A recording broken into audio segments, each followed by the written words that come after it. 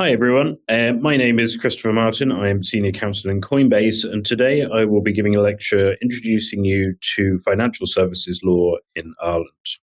So the aim of the course today is to give a broad overview of the regulatory environment, what it means to be supervised in Ireland, and then to look at some of the more specific legislation and requirements when operating as a financial services entity in Ireland.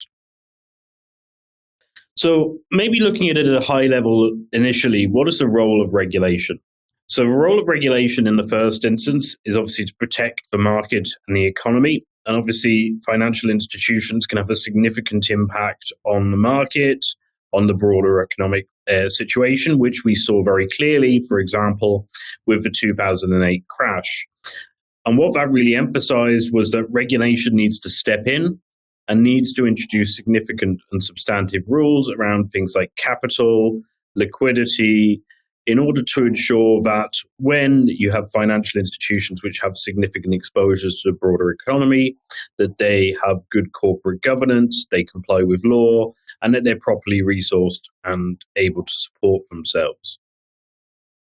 Protecting consumers is also another significant area of focus for regulation because of the inherent imbalance of power between the financial service providers and consumers. So if you imagine a large corporate entity, when it approaches a financial institution, has a much greater level of power to negotiate specific terms of any financing, for example, than would a normal consumer, so a natural person acting outside of the course of their business, trade, or profession.